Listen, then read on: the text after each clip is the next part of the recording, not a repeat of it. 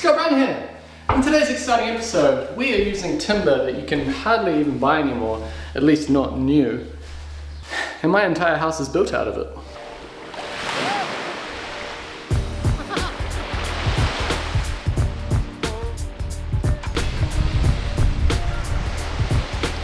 Hey Jess. Oh, you cheeky bugger. My house is built out of native timber found in forests like this, native New Zealand forests. The timber framing would be rimu, the timber rafters, my house, rimu, and the floorboards. But my house also has another native timber called kahikatea on the floorboards. Up until fairly recently, we were pulling native timber out of forests like this that had been growing for hundreds of years and building homes out of it. But then we had to stop doing that because we were decimating the forests. And now, when you want to renovate a house like mine, you have to find timber in other ways. So out of all the odds and ends that I hold on to from my renovation project here, I would say most of the pieces are rimu, because, well, they don't log it anymore. Well, not on an industrial scale anyway. It used to be so widespread that you would frame a simple, modest home like mine with rimu. People now go to the length of fishing up old logs that fell off boats from back when they used to log rimu. They used to transport the logs from the forest over waterways like rivers and lakes to the milling area. You know, inevitably logs would fall off the boats, sink to the bottom because the rimu wasn't very buoyant. And then they'll just, you know, forget about it. It didn't really matter. But now the price is so high that they're going back to those waterways and fishing them up. And people are buying them to make bowls and furniture out of. That's pretty much what happens to rimu these days. So again, more rimu up here. 10mm stuff here. Got some big, hefty chunks there. And then over here are bits that I milled out of old framing. Beautiful pieces like this. I mean, look at that. So this was an old stud and I ripped it down and put it through a thicknesser. I mean, old studs have old nails in them. They're often out of shape, they're bowed and twisted. And the task of having to mill it into something that can be used as a floorboard is just tedious. What I do is I end up buying it from recycled places. And that's exactly what I've done for today's project, which is the floorboards.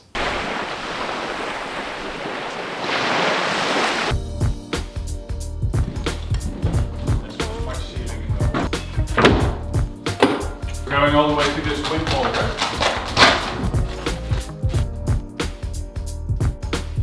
This is where the walls used to be, if you remember. Entrance here, walls here. They used to build the frames all the way down below the floor level. So now we need to put some sort of flooring here to make it all look right. I'm You got nothing to say? amazed by square bits, screws. What do you mean? Well, when I came to New Zealand, I've never seen screws with a square head. Yeah? What did you use in the Netherlands? Phillips or Pozzi Never square head. or Torx. I just think it's nuts that you sometimes have trouble to get it off the bit.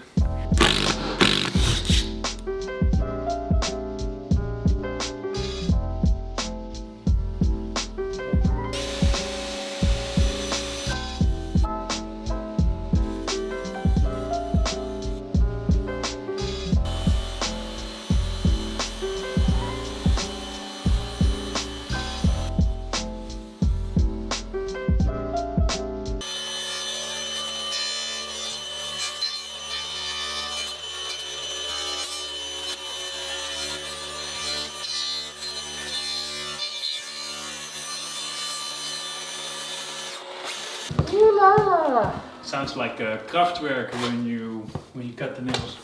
Like what? Kraftwerk, What's that? German electro band from the 80s.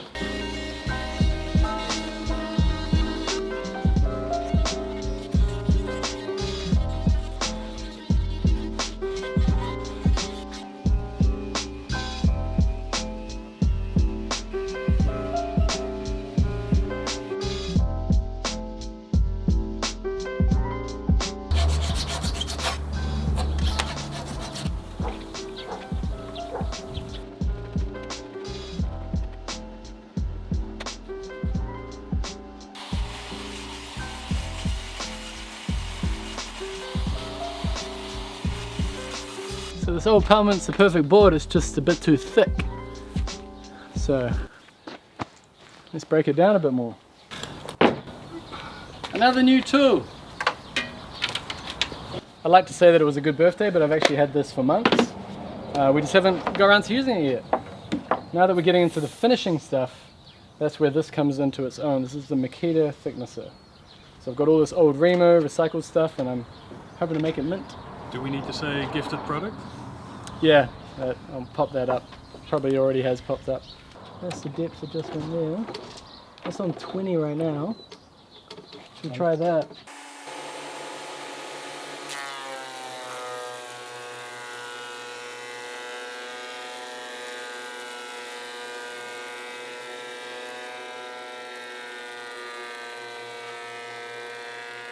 You can take this off and then... Like have it all in here.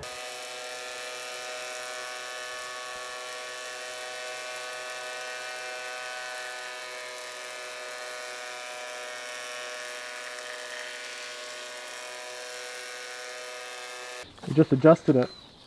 Yeah. So that's the first time we ran it through, and we asked it to, what, take away a mill? Yeah. And then we got all these little square pieces out. Yeah. And we got that effect on the board where we had these square, how would you say, gouges, breakouts? Yeah, gouges. Yeah. And then this is the second time when maybe half a mil, and it's a way finer. Yeah. No more gouges. Much better. Waterpomptang. Pardon me? Waterpomptang. A waterpomptang. Waterpomptang. Sure. I'm guessing that's wrench or something in Dutch. A tang would be a plier, Yeah. and a waterpomp is like an old water pump.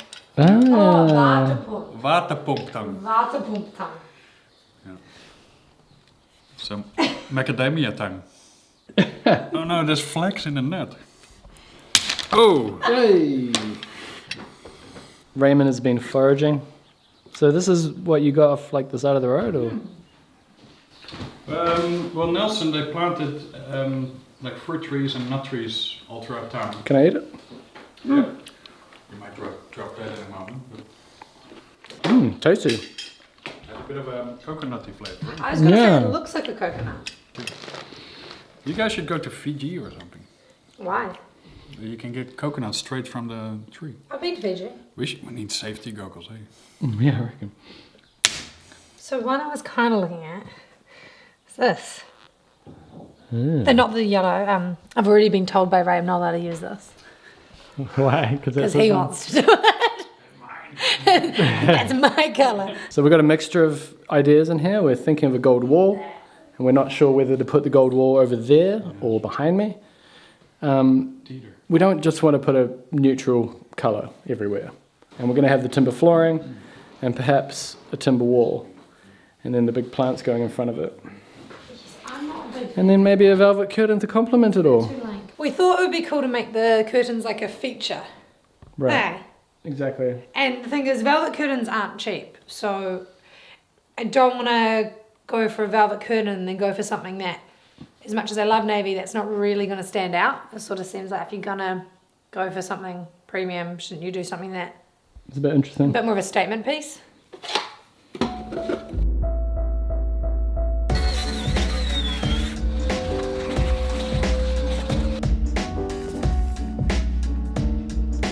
This is the intermission. This is where you grab your popcorn and listen to this fun fact, which is that the next episode is episode 400.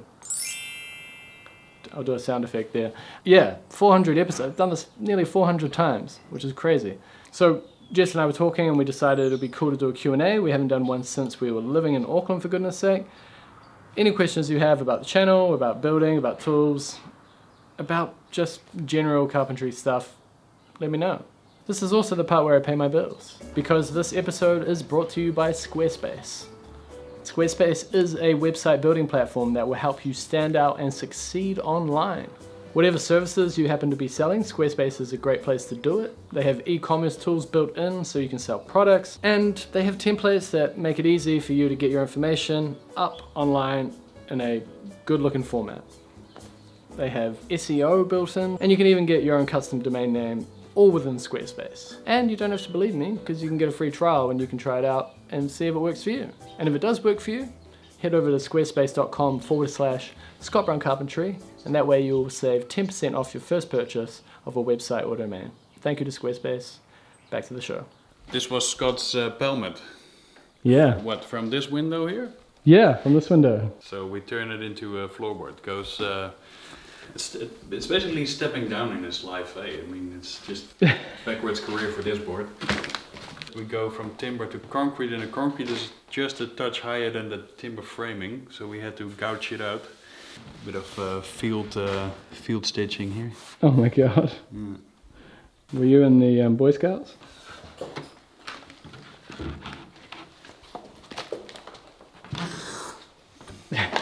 Suction fit. Suction fit, man. Look at that. Wow. Ooh la la! It's a work of art.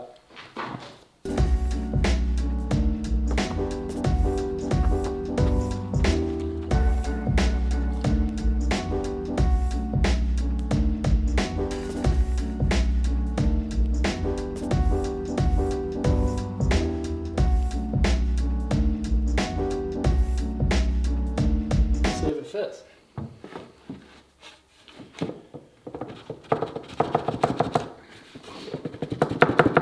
Might need a bit of persuasion, but and a bit of knocking that way. Still a bit high, I think, eh? Do we trust the floor sander, or do you want to get as close as possible? I think we're still a bit too high there. Imagine that. Think of how much sanding that would have to be, you know? Yeah. That's too much.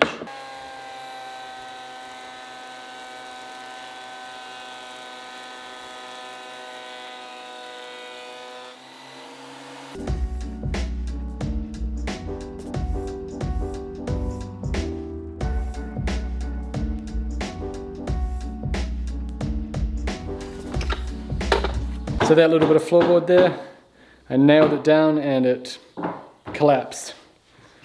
So I need to go under the house. This is documentary evidence that I do in fact go under the house.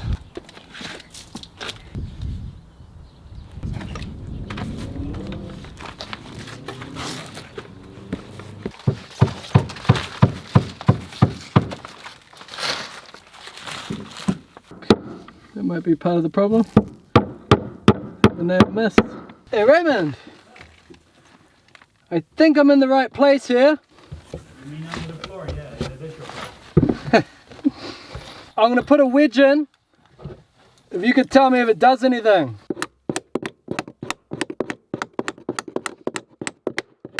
Is that doing anything? Yeah, it's moving. Too much? The thing is that the wedge is also pushing the old board up.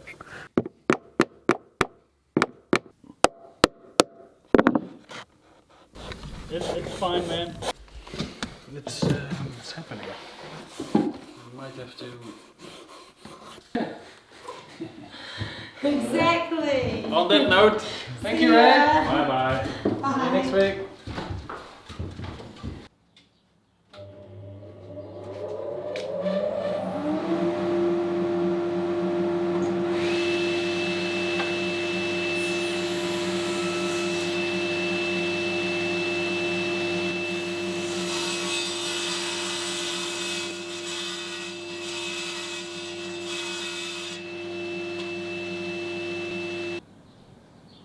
Ever so slight angle on this last board.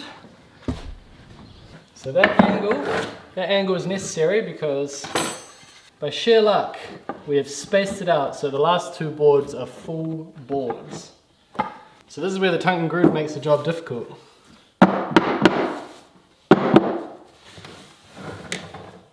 This corner's a bit tight. Come on.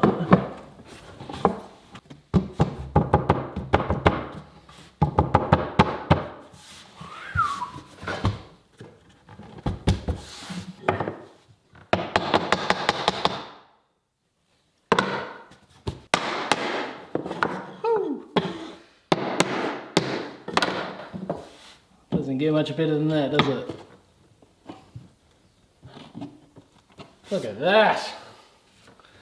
It's like a seamless fit.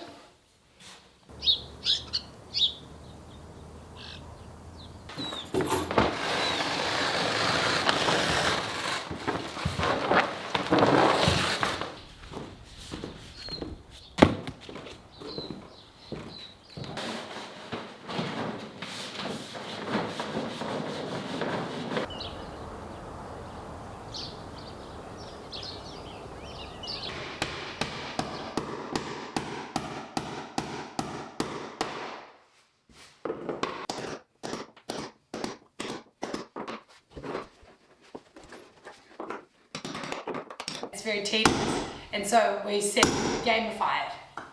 Yeah, totally. You know, like 3 minutes. Oh, you're a lot faster than I am.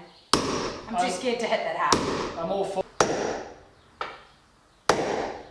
Yeah, can't just do it in one whack. Yeah, you do. A, I'm not strong enough. B, I'm too scared.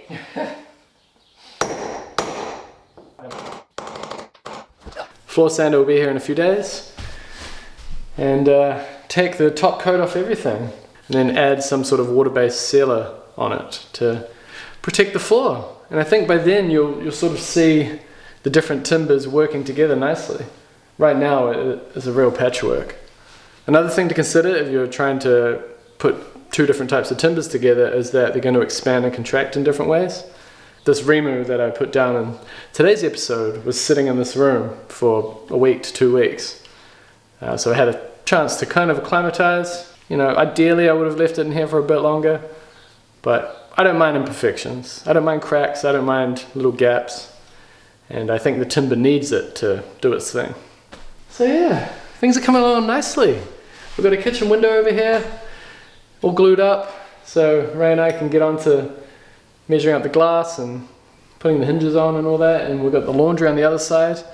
That's all painted, so we can start doing the cabinetry for that. And thank you very much, by the way, to all those people who commented in the last exciting episode about the table saw, giving me tips on, you know, crosscut sleds and safety stuff. I've realized that I've opened a can of worms getting a proper cabinet table saw. A good can of worms, but it's like a whole world that I don't know anything about. I'm very excited, so thank you for watching this exciting episode. And I've got more nails to punch in.